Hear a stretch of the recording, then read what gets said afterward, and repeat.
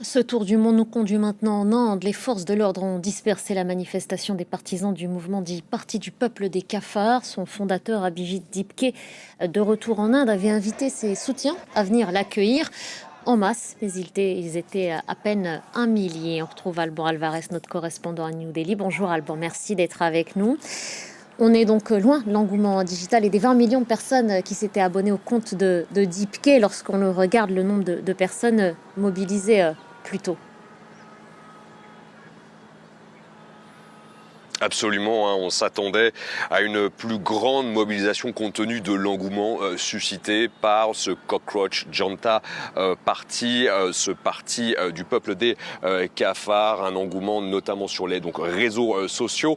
Il y a tout de même plusieurs centaines de jeunes qui ont osé braver notamment la chaleur. Les températures ont frôlé les 40 degrés aujourd'hui dans la capitale indienne et ont répondu à l'appel d'Abhijit Dipke, un étudiant indien à l'université de Boston qui était encore un inconnu il y a un mois. Et d'ailleurs, il faut être honnête, il y a un mois, personne n'avait anticipé que la génération Z puisse prendre la rue. Abhijit Dipke était un parfait inconnu et il l'a répété d'ailleurs, créé d'abord un site satirique en réponse aux propos tenus par le plus haut magistrat de la Cour suprême indienne qui avait qualifié la jeunesse indienne de parasite et de cafard. Et puis, ce site, il a suscité un tel engouement que Abhijit a décidé de le transformer à l'aide d'autres acteurs de la société civile comme un vaste rassemblement, un vaste appel au mouvement pour la jeunesse indienne. D'ailleurs, jusqu'à ce matin,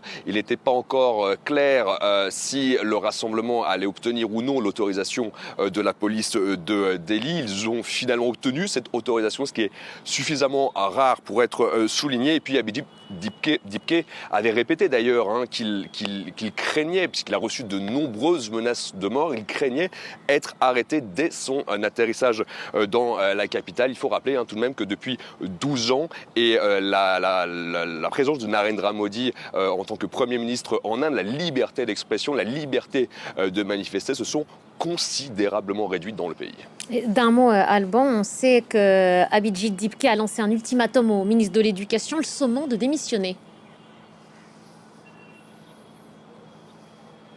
Absolument, puisque le ministre de l'Éducation est au cœur, on va dire, d'un vaste tollé, d'une grande controverse à l'échelle du pays, puisque la semaine dernière, les concours d'entrée aux écoles de médecine ont été annulés. En cause la fuite des énoncés. Autrement dit, il faut imaginer que plusieurs millions de jeunes Indiens qui ont tenté ces concours, qui se sont préparés pendant des années, bien du jour au lendemain, ils voient tous leurs efforts réduits à néant. 5 d'ailleurs n'ont pas supporté cette pression et ont mis fin à leur jour. Et c'est donc la revendication principale que le ministre de l'Éducation puisse démissionner d'ici ce soir.